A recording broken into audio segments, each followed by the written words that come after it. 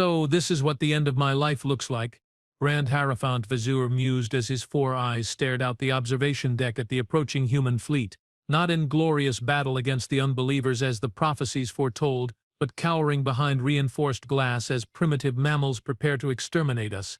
The great religious leader of the Alathorian Dominion slumped in his hoverchair, his purple skin ashen with stress. Behind him his most trusted advisor, Prelate Jondak, cleared his throat nervously. Most exalted one, perhaps the situation is not as dire as it appears, Jondak offered, his voice trembling despite his attempt at confidence. The humans may yet accept our terms of surrender. Vazur laughed, not the joyful laugh he had once used when preaching to the faithful about the glories of conquest, but a hollow, broken sound. Accept our terms? Relate, have you learned nothing in these past rotations? The humans do not negotiate with those who attempted genocide against their colonies. They are coming to erase us from existence, and honestly, who could blame them?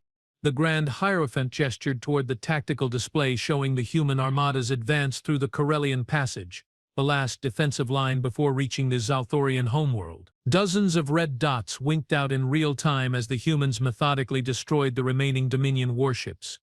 50 cycles of holy war, half a century preparing for our righteous crusade against the unbelievers, Vazur said, his voice dripping with bitter sarcasm. And it took the humans exactly 9 standard months to dismantle our entire civilization. 9 months. Some species take longer than that just to reproduce.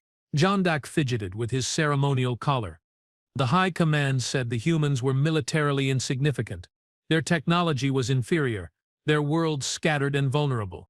The High Command was wrong. Vazur roared, rising suddenly from his chair, causing the prelate to step back in alarm. We all were wrong. We judged them by their peaceful exploration vessels, by their diplomatic overtures. We never imagined that beneath that friendly exterior lurked the most terrifying war machine this galaxy has ever witnessed. He turned back to the window, watching as distant flashes of light signaled the destruction of more Dominion ships. Do you know what the humans call this campaign against us? Operation Divine Consequence. Even in retribution, they mock our religion. But the Holy Scriptures promised victory. Jondak whispered, his faith visibly crumbling. The Divine Luminary assured us that the Divine Luminary is dead, Vazur interrupted flatly. Shot through the head by a human Special Forces sniper during the Battle of Proxima Station. Along with every member of the Sacred Conclave. Did you know human snipers can hit targets from 3 kilometers away, through walls, while a target is moving? Because I certainly didn't when I ordered the attack on their colony. A young officer burst onto the observation deck, interrupting their conversation. His uniform was disheveled, his breathing rapid. Grand Hierophant. Urgent news from the front. Vazur sighed deeply. More tales of our glorious defeats, Commander Tekrav. Please enlighten us. The commander saluted nervously. Sir, the humans have breached the Corellian defensive line. All ships lost. Their fleet will reach Salthor Prime within 6 hours. 6 hours, Vazur repeated quietly. So little time to contemplate so many mistakes. There's more, sir, Tekrav continued, his voice dropping to almost a whisper. We have intercepted human communications. Their ground forces are preparing for planetary assault. The room fell silent. Even Vazur, who had grown numb to bad news, felt a chill run through his body. They are sending in their infantry, not just bombardment from orbit? Tekrav nodded grimly. Yes, sir. Multiple divisions. They call them Marines. Jondak looked confused. Marines? What does this term mean? It means we are truly doomed, Vazur replied, remembering the intelligence briefings he'd received. They're elite shock troops, veterans of 100 worlds. The humans don't send Marines unless they intend to be thorough. But surely our ground defenses, Jondak began. Our ground defenses? Vazur laughed that hollow laugh again. You mean the same defenses that couldn't stop a single human commando team from infiltrating our most sacred temple on Cladu and stealing our entire historical archive? The defenses that failed to detect human stealth ships until they had already deployed assassins on 12 of our colony worlds simultaneously. Those defenses. Commander Tekrav looked down at his datapad, clearly reluctant to deliver the rest of his report. There's one final detail, Grand Hierophant. The human fleet, it's being led by the UES Righteous Fury. Vazura's four eyes widened in genuine fear for the first time. Admiral Catherine Parker. Who is this Parker? Asked Jondak. The human who swore to personally oversee the end of our civilization after we bombarded their settlement on Tau Ceti Vorth, Vizir said quietly. The same settlement where her family was vacationing. Tekrav nodded. The same. We have also confirmed that General Marcus Thorne is commanding their ground forces. The Butcher of Belvos, Vazur whispered, remembering the human general who had systematically dismantled the Dominion's occupation of the Belvos system, liberating the native population and executing every Zalthorian officer above the rank of captain. The humans are sending their very best to finish us. The Grand Hierophant moved away from the window and toward the exit. Prelate Jondak, order the immediate evacuation of all civilian centers. Commander Tekrav, prepare my personal shuttle. You are fleeing? Jondak asked, unable to keep the accusation from his voice. Vazur returned, his eyes flashing with the last remnant of his former authority. I'm going to meet with Admiral Parker personally and beg for mercy, not for myself, but for our people. Perhaps if I offer myself as a sacrifice, the humans might spare the innocent. But the prophecies, Jondak began. The prophecies were wrong. But Vazur shouted, or perhaps we interpreted them wrong. It doesn't matter now. What matters is salvaging whatever we can from this catastrophe. As they hurried through the grand corridors of the Celestial Palace, alerts blared throughout the structure. Civilians and military personnel alike rushed in all directions, the ordered society of the Dominion collapsing into chaos. How did it come to this? Jondak asked, struggling to keep pace with Vazur and Tekre. We are the chosen of the divine luminary, destined to bring enlightenment to the galaxy. How could mere humans defeat us so utterly? Vazur didn't slow his pace. Because we underestimated them in every possible way. We saw their diversity as weakness, not realizing it gave them adaptability.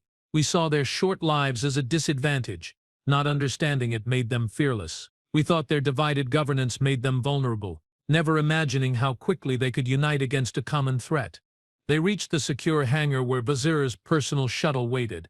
A squad of elite Dominion guards stood at attention, though their perfect discipline was marred by the fear evident in their postures.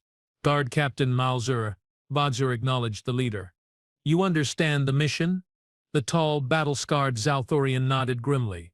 Escort you to a neutral meeting point to engage in diplomatic negotiations with the human leadership. Though I must advise against this course, Grand Hierophant, the humans have shown little interest in diplomacy thus far. Because we have given them no reason to, Vazur replied. We declared their species unworthy of existence according to our sacred texts. We attacked without warning. We bombed their colonies, killed their civilians, desecrated their cultural sites. Now we must face the consequences. Before they could board, another alarm blared different from the others, more urgent. Commander Tekrav checked his communications device and his complexion paled to a sickly lavender. What is it now? Vazur demanded. Human forces have somehow bypassed our orbital defenses, Tekrav said, his voice barely audible. Dropships are already entering the atmosphere. They are landing in the capital. Impossible, Jondak exclaimed. Their main fleet is still hours away. Advance force. Vazur said grimly. Special operators. They're famous. What do they call them? Ghost teams? They are here to prepare for the main invasion, possibly to capture high-value targets. He looked around at the assembled group. Like me, we must get you to safety immediately, Captain Malzur insisted, signaling his troops to form a tighter perimeter. Vazur shook his head. No. If they are already here, running is pointless. Change of plans. Captain, establish a secure communication channel with the approaching human fleet. Tell them the Grand Hierophant wishes to negotiate an immediate surrender. Surrender? Jondak gasped. But our faith, our holy mission has failed, Prelate, Vazur said firmly.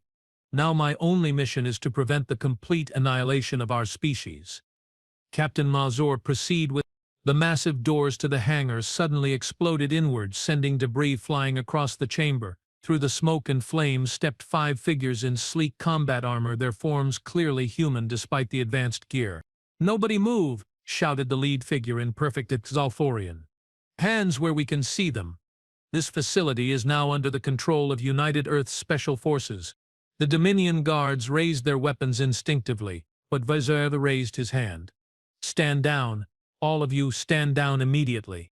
For a tense moment neither side moved.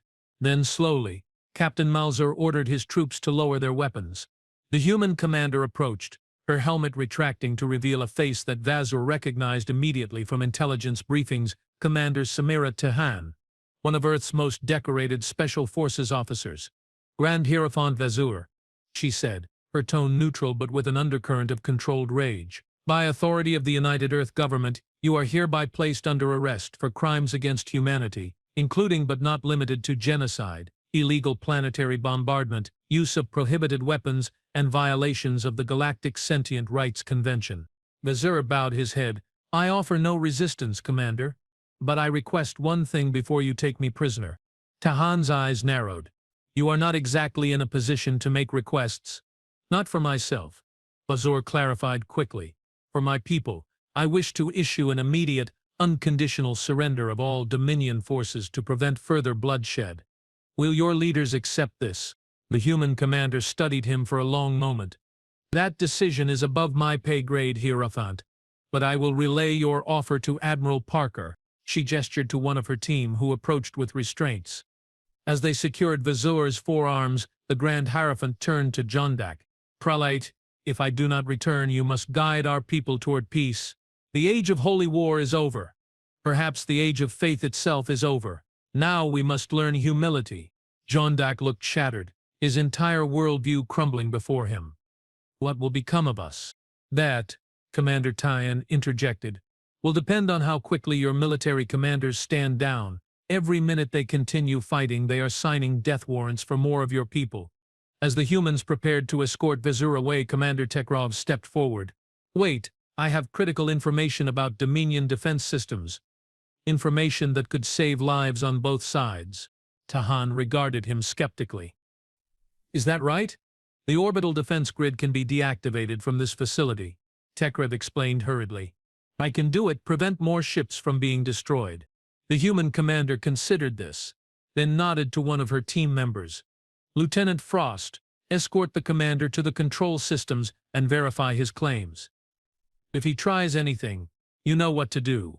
Yes, Commander, replied the lieutenant, a cold edge to his voice that made Tekrov visibly nervous. As Vazur was led away, he took a final look at the grand palace that had been the seat of Dominion power for millennia. You know, he said to Titian, our holy text predicted that one day we would face a trial by fire that would either prove our divine right or expose our unworthiness. And which do you think this is? Tahan asked, curiosity momentarily overcoming her professional detachment. Vazur sighed deeply. I think we have proven that anyone who believes their faith justifies violence against others deserves whatever hell awaits them. Even if that hell comes in the form of human marines. Several hours later, Vazur found himself aboard the UAS Righteous Fury, seated across from Admiral Catherine Parker herself. The human admiral was smaller than he had imagined, but her presence filled the room more completely than any Exothorian warlord he had ever encountered. Let me be perfectly clear, Grand Hierophant, Parker said, her voice steady and controlled. The only reason we are having this conversation is because you surrendered yourself voluntarily. Had you chosen to hide behind your people, this meeting would be occurring through the targeting system of our orbital cannons. Vazur nodded solemnly. I understand, Admiral, and I thank you for this opportunity to prevent further bloodshed. Parker leaned forward, her eyes boring into him. You declared a holy war against humanity. You called us an affront to the cosmic order. Your forces bombed civilian targets, used chemical weapons, and attempted to destroy entire colonies. Why should I believe you care about preventing bloodshed now? Because I have seen the error of our ways, Vazur replied honestly. Because I have witnessed the consequences of our arrogance. We thought ourselves divinely appointed to rule the stars, and in our religious fervor, we failed to recognize that we were merely bullies with better technology. Or so we thought. You didn't think we'd fight back? Parker asked incredulously. Oh, we expected resistance, Vazur admitted. What we didn't expect was your efficiency. The speed with which you united, mobilized, and struck back. The ruthlessness of your counterattacks. The ingenuity of your tactics. He paused. In our religious texts, There is a concept called the divine hammer, a force of cosmic judgment that falls upon the unworthy. We always assumed we were the hammer. A bitter laugh escaped him. It seems we were wrong. Admiral Parker studied him for a long moment. Our intelligence suggests that not all Zalthorians supported this war, that many of your people opposed the Dominion's aggression. That is correct, Vizier confirmed. The opposition was silenced, often violently. I authorized many such silencings myself. Another sin I must answer for. Then perhaps there's a path forward, Parker said cautiously. Not forgiveness, too much blood has been spilled for that, but coexistence. Conditional peace. Vizier felt a flicker of hope for the first time since the humans had begun their counter-offensive. What would these conditions entail? Parker activated a holographic display showing a detailed peace proposal. Complete demilitarization of the Dominion, war crimes tribunals for those responsible, reparations to affected human colonies and families, and the dissolution of your theocratic government structure. The end of the Dominion, Vizier said quietly. The end of the Dominion as you know it, Parker corrected. Your people would retain their homeworld in established colonies, under a new civilian government with human oversight for a transitional period. Religious freedom would be preserved, but the separation of church and state would be mandatory. Vizier stared at the terms, understanding their historical weight. You are offering us the same terms you gave Japan and Germany after your Second World War. Parker raised an eyebrow, surprised by his knowledge of human history. Similar. Yes. Those former enemies eventually became some of our strongest allies, because you did not eradicate them when you had the chance, Vizier observed, a mercy we would not have shown you had our positions been reversed. Don't mistake practicality for mercy, Hierophant. Parker said coldly, planetary genocide is inefficient and morally repugnant. We are offering terms because rebuilding is better than destroying, but make no mistake, we can and will finish what we started if these terms are rejected. Vizier looked at the human admiral with newfound respect. You know, before we encountered your species, our theologians debated whether non-Zalthorians could possess souls. Some argued that only those created in the divine luminary's image could be truly sentient.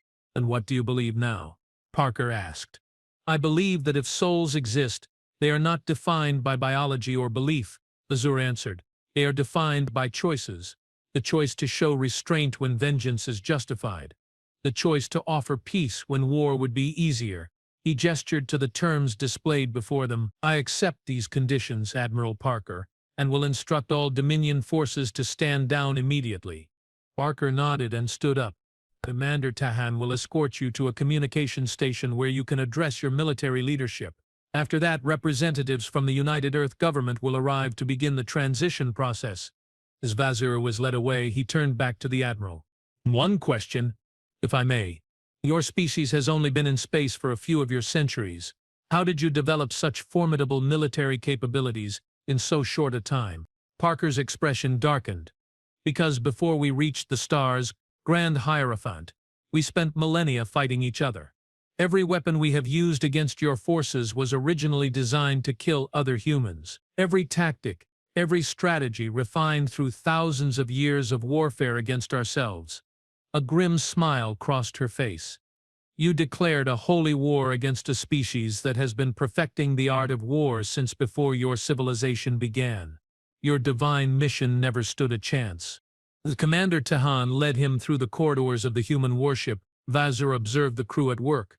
Humans of different colors, sizes, and genders, all working together with precision and purpose. No religious symbols adorned their uniforms. No prayers were offered before they executed their duties.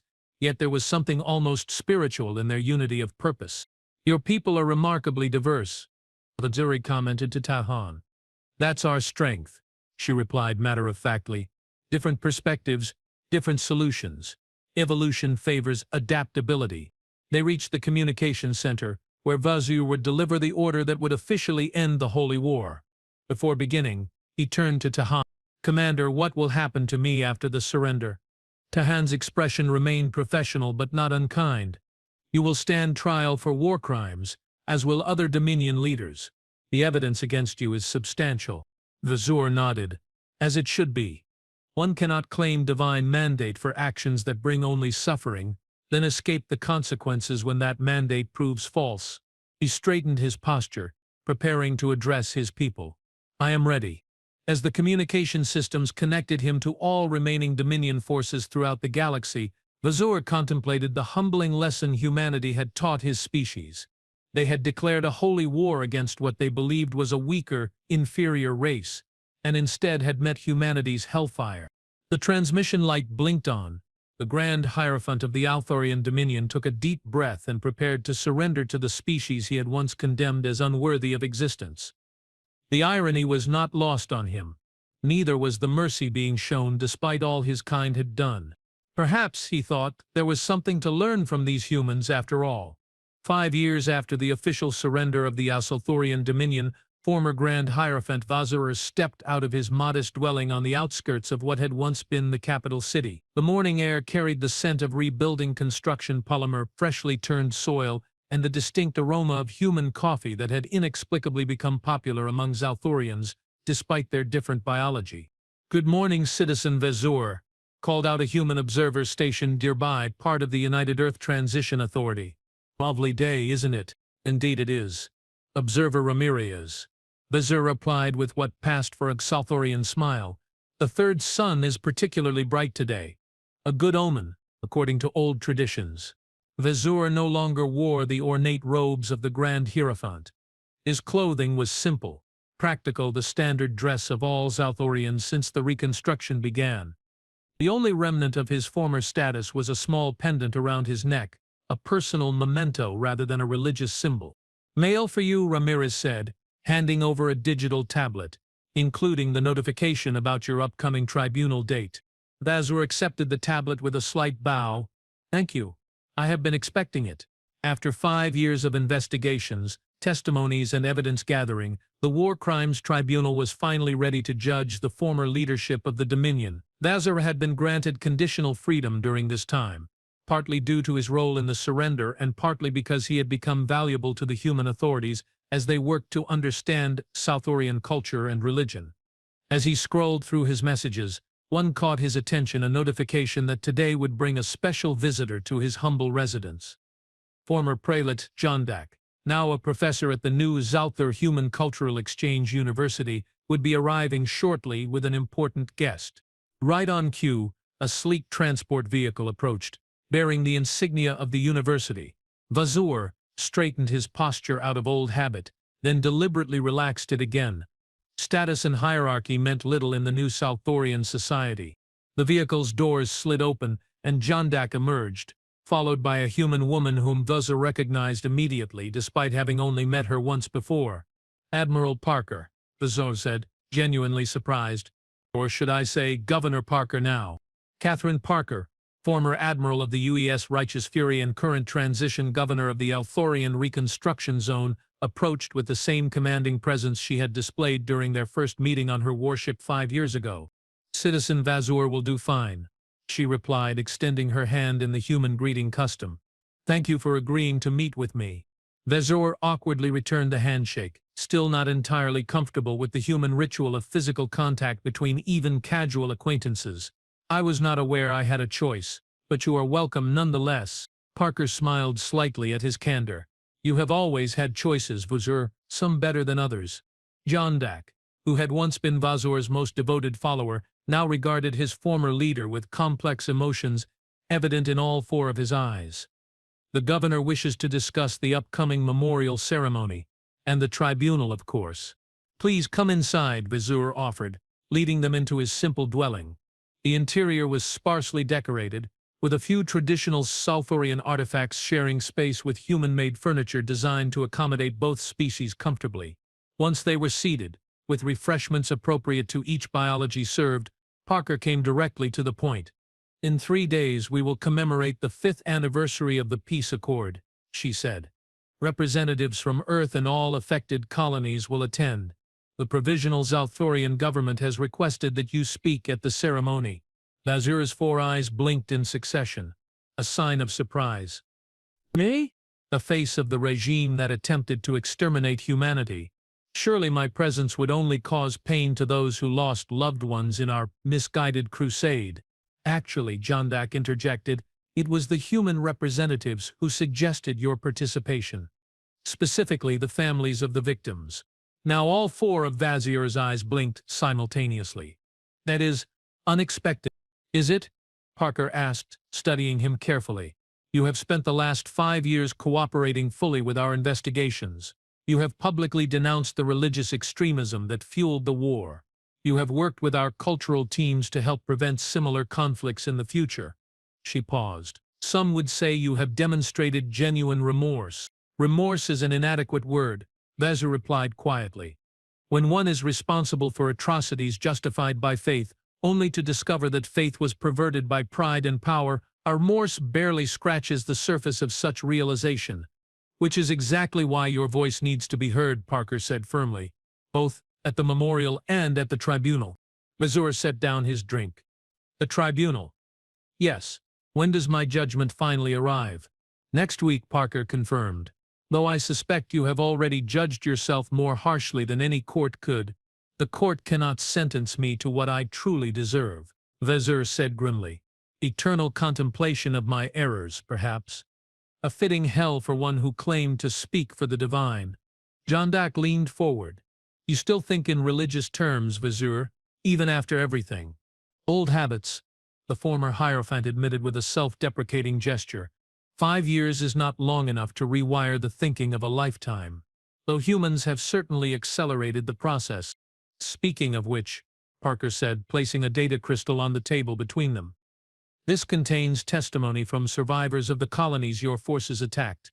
The tribunal has permitted you to review it before your hearing. Vazir stared at the crystal as though it might burn him. Their stories, their suffering, their forgiveness in some cases, Parker added. Though not all, of course. Some wounds may never heal, as they shouldn't, Vazir acknowledged. Some actions should not be forgiven. A notification chimed on Parker's communication device. After checking it, she stood. I must attend to other matters. Jandak will remain to discuss the details of the memorial ceremony. She fixed Vazir with a penetrating look. Consider what you might say to those who lost everything because of the Dominion's holy war. Consider it carefully. After she departed, an uncomfortable silence settled between Vazir and his former prelate. You seem well, Jandak, Vazir finally offered. Academic life suits you. Better than religious fanaticism did, Jandak replied with unexpected sharpness. Do you know what I teach now? Comparative galactic religions. Warning signs of weaponized faith. Your crusade has become a cautionary tale throughout known space. Vazir nodded slowly, as it should be. Tell me, do you still believe in anything? Jandak considered the question carefully. I believe we were wrong. Whether that means the divine luminary never existed, or simply that we misinterpreted its will, I cannot say. But I no longer trust absolute certainty in matters of faith. He paused. The humans have a saying I have grown fond of. The more certain you are, the less you see. Wisdom from our conquerors, Vazir mused. Not conquerors, Jandak corrected him firmly. Had they wished to conquer us, we would not be sitting here discussing philosophy. They would have glass-surfaced our world from orbit and moved on. Vazir couldn't argue with that assessment. So, this memorial ceremony. What exactly do they expect me to say? The truth, I imagine, Jandak replied. Something these humans value rather highly. The day of the memorial arrived with all 3 of Zalthor's suns shining brilliantly, casting multiple shadows across the rebuilt central plaza of the capital, where once had stood the imposing temple of celestial dominion. Now a simple monument of dark stone and light-reactive crystal created patterns of shadow and illumination as the triple suns moved across the sky. Vazir waited nervously backstage as various dignitaries delivered their speeches. Governor Parker spoke of progress and healing. General Marcus Thorne, the feared butcher of Belvos, surprised everyone by speaking of forgiveness while standing beside several Salthorian military officers who had switched sides during the war to help protect civilians. Commander Samira Tahan, now Ambassador Tahan, addressed the complex work of cultural exchange. We came as enemies, she said, but we remain as neighbors. The stars have room enough for all of us, provided we give each other the space to exist. Then finally, Vazir's moment arrived. As he stepped onto the stage, he felt the weight of countless eyes upon him, human and Salthorian alike. The silence was absolute, heavy with 5 years of reconstruction and centuries of history. "I stand before you," he began, his amplified voice carrying across the plaza, "as the embodiment of an enormous mistake. I was the Grand Hierophant of this Salthorian dominion. I declared humanity an affront to cosmic order. I sanctified genocide as divine will. I was wrong." He paused, looking out at the mixed audience. "Faith without humility becomes arrogance. Arrogance with power becomes cruelty. Cruelty with divine justification becomes monstrous. I became that monster, and I led my people into monstrosity with me." Several Salathorians shifted uncomfortably in the audience, but none objected. The wounds were still too fresh, the evidence too overwhelming. Humanity did not come to our galaxy as conquerors. They came as explorers, traders, neighbors. We were the ones who could not tolerate difference. We were the ones who declared war in the name of a god that I have come to believe would be horrified by what was done in its name. Vezor gestured to the monument behind him, where the names of every victim, human and Zalthorian, were etched into the stone. "In 3 days, I will face judgment for my crimes. Whatever sentence is passed will be insufficient compared to the harm I have caused, but the judgment of history will be eternal, and that is as it should be." He looked directly at the section where families of human victims were seated. "To those who lost loved ones because of my orders, my dogma, my certainty, I cannot ask for forgiveness. I can only acknowledge your pain and promise that your loss has changed not just my life, but the future of my entire species. We have had a terrible cost that no faith justifies the destruction of others." A human woman stood up suddenly in the audience. Vezor recognized her from the briefing materials. Anaya Dawson, whose entire family had been killed in the attack on Tau Ceti Ferrith. The very attack that had turned Admiral Parker into the Dominion's most implacable enemy. "May I speak?" she asked, her voice carrying across the now silent gathering. Governor Parker nodded, and a drone microphone floated to hover near the woman. "5 years ago I lost my husband, my daughter, and my parents when Zalthorian warships bombed our settlement," Anaya said, her voice remarkably steady. "For the first 2 years afterward I dreamed every night of coming to this world and watching it burn as mine did." Vezor lowered his head, accepting the condemnation. "But then something happened," she continued. "I joined the Reconstruction Authority as a cultural liaison. I came here expecting to hate every moment, every interaction. Instead, I met Salthorians who had opposed the war, who had hidden human refugees, who had risked everything to sabotage military operations.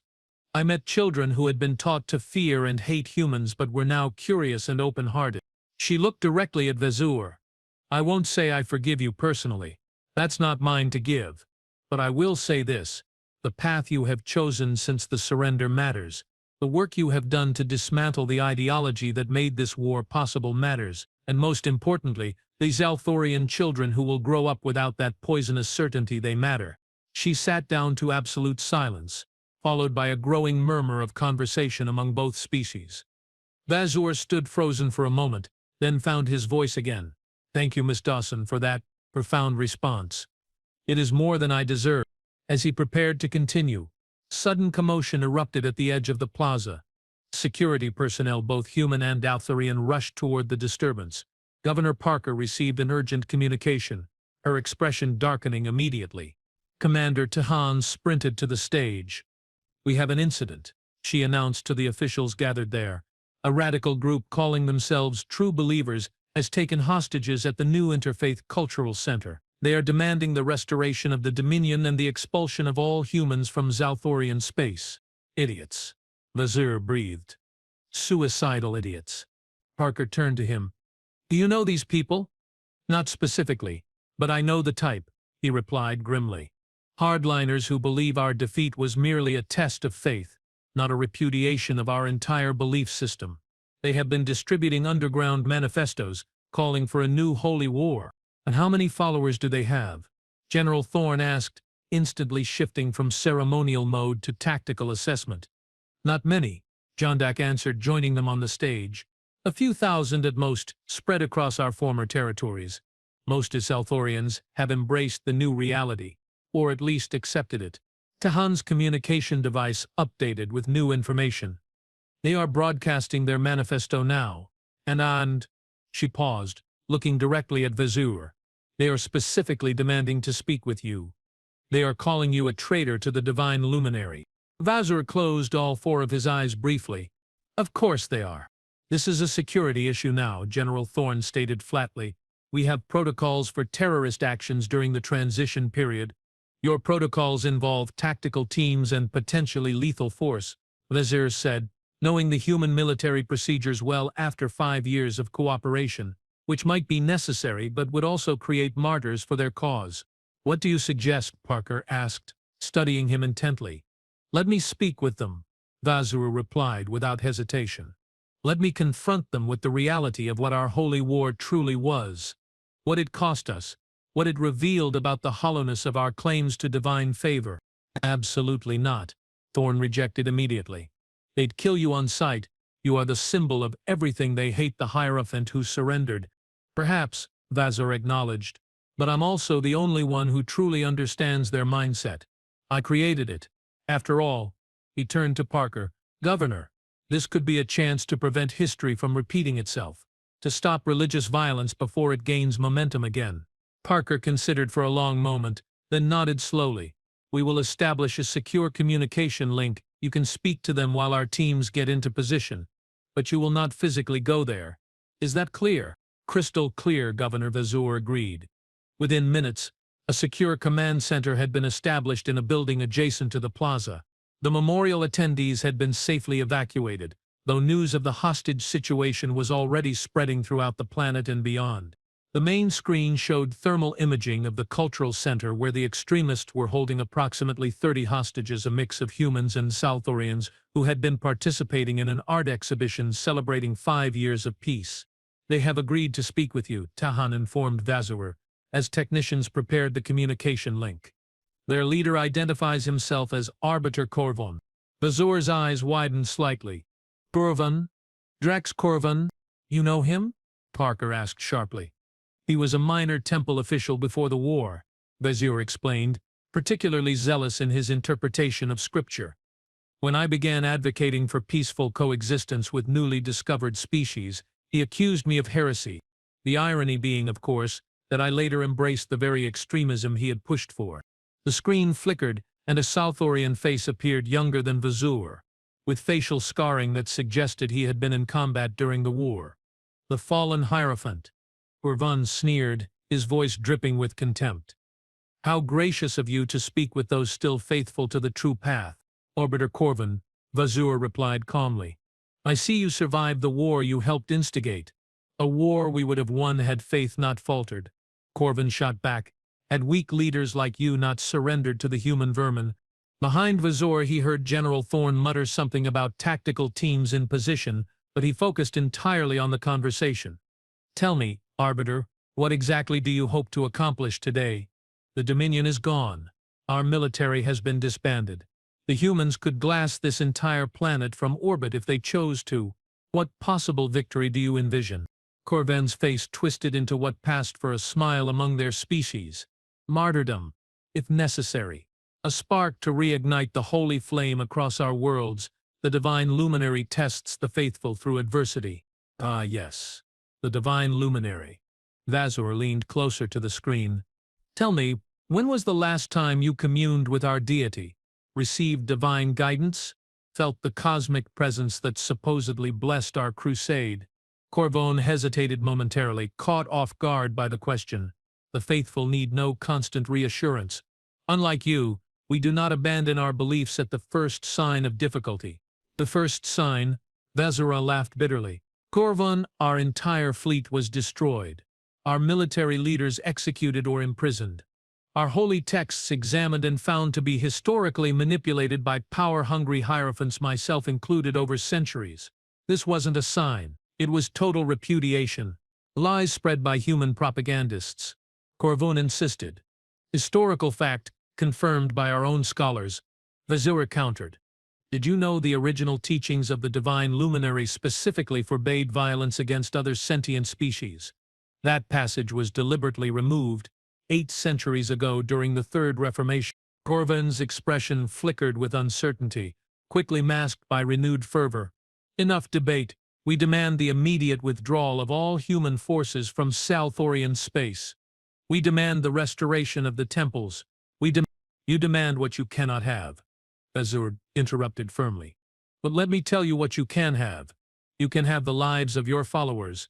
You can have the lives of your hostages. You can have a future for our species that isn't defined by the tremendous mistake we made in declaring war on humanity.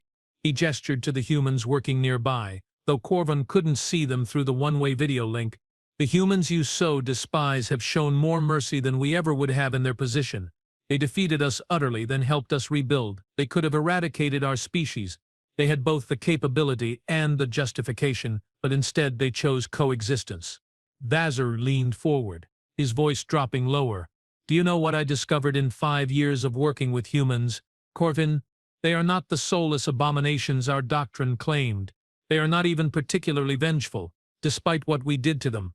What they are is adaptive, pragmatic, capable of both tremendous violence and astonishing compassion.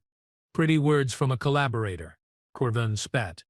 Honest observations from someone who has seen both sides. Vazir corrected. I ordered the attack that killed Governor Parker's family. By our laws, by any reasonable moral standard, she would have been justified in executing me immediately upon my surrender. Instead, she's overseen a reconstruction program that has left our people better off than they were under the Dominion's rule. Slaves to human masters, Corvin said bitterly. Partners in recovery. Vezireg countered, with a clear path to full sovereignty within another 5 years. Show me where in our history the Dominion ever offered such terms to a defeated enemy. He could see Corvin wavering, confusion battling with dogmatic certainty behind his eyes. Vezir pressed his advantage. Look at your followers, Corvin. Look at your hostages. What does your planned martyrdom achieve except more Zalthorian deaths? More human deaths. Another cycle of violence that our species cannot survive. The divine luminary will protect the faithful, Corvin insisted. But his voice lacked conviction. The divine luminary didn't protect the sacred conclave from a human sniper's bullet, Vezor said bluntly. Didn't protect our fleet from human warships. Didn't protect our colonies from human marines. Perhaps, just perhaps, the divine luminary doesn't want us to die needlessly for misinterpreted doctrine. Silence stretched between them. In the command center, Governor Parker whispered to General Thorne, "Is the extraction team ready if this fails?" "Ready and waiting," Thorne confirmed quietly. "But let's see if he can pull this off." Finally, Corvin spoke again, his voice less certain. "What would you have us do? Surrender to the humans as you did? Face their justice? Face reality?" Vazir corrected. "The reality that our holy war was a catastrophic error, that our future depends on cooperation, not conflict. That true faith might lie in building rather than destroying." He paused. "Release your hostages, surrender your weapons, and I give you my word I will speak at your trial just as I will speak at my own about the power of religious manipulation and the responsibility we all bear for the choices we make, even when those choices are influenced by trusted leaders." Another long pause. Behind Corvin, Vazara could see some of his followers looking increasingly uncertain. The fervor of martyrdom was fading as the practical reality of their situation became clear. "And what assurance do we have that we won't simply be executed?" Corvin demanded. Governor Parker stepped forward, signaling for the technicians to include her in the transmission. "This is Governor Catherine Parker. You have my personal guarantee that if you release all hostages unharmed and surrender peacefully, you will receive fair trials under the transition accords, the same terms that have been applied to all Zalthorians who participated in the war." Corvin's eyes widened at the sudden appearance of the human governor, the butcher of Zalthor herself, he said, using the name some Dominion holdouts had given her. "Why should we trust your word?" "Because unlike the promises of divine favor you received from your religious leaders," Parker replied evenly, "mine comes with a verifiable track record. 5 years of reconstruction, 5 years of trials where not a single defendant has been subjected to torture or summary execution, 5 years of keeping our word." Vezir watched the internal struggle play out on Corvin's face. The arbiter was trapped between dogma and reality, between martyrdom and survival. "I need to consult with my followers," Corvin finally said. "You have 10 minutes, Parker informed him. "After that, we will take action to secure the hostages." The transmission cut off. In the tense silence that followed, Vezir turned to Parker. "Thank you for intervening. I think he's wavering. Let's hope so, she replied grimly. Otherwise, this day of remembrance will add more names to our memorial. 9 minutes later, the communication system chimed with an incoming transmission. Corvin's face appeared once more on the screen, now showing signs of recent argument, a bruise forming near one eye suggesting not all his followers had agreed with his decision. We will release the hostages, he announced stiffly. All except myself and 3 others who wish to face whatever comes next. Relief flooded through the command center. Governor Parker stepped forward again. A wise choice, Arbiter Corvin. Ambassador Ta Han will coordinate the release process. You will not be harmed if you follow her instructions precisely. As the rescue operation proceeded, Vazor watched the thermal imaging show hostages being released in groups of 5. When the last civilian had been evacuated, Special Forces teams moved in to take Corvin and his remaining followers into custody with notably less violence than might have occurred during the war itself. Well done, Parker said to Vazor once the situation was fully resolved. You understood his psychology better than our negotiators could have. I should, Vazor replied quietly. I created it, nurtured it, exploited it. He turned to face her directly. Every fanatic like Corvin is a reminder of my greatest sin, not just the war itself, but the decades of religious manipulation that made it possible. Parker studied him thoughtfully. You know, when we first met, I wanted nothing more than to see you executed for what happened to my family on Tau Ceti 4th. A desire I would have completely understood.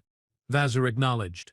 But over these 5 years I have come to believe that your continued existence, your continued testimony about how religious certainty led to atrocity may be more valuable than the justice of your death would have been. Justice takes many forms, Borgia mused. Perhaps the most fitting punishment for someone who claimed to speak for the divine is to spend the remainder of his life speaking against the dangers of such claims. As they walked back toward the memorial plaza, now emptied of the earlier celebrants, Parker asked, "What will you say at the tribunal next week?" Vazor gazed at the monument where thousands of names were etched in stone. "The truth, Governor, that the universe has no place for holy wars, that no deity worthy of worship would demand the extermination of others, that the greatest blasphemy is not doubt but certainty." He looked up at Salthor's 3 sons, now setting in sequence on the horizon. "And perhaps, if I am permitted, I will speak of something I have learned from humanity, that the true measure of enlightenment is not how fervently one follows doctrine, but how carefully one questions it."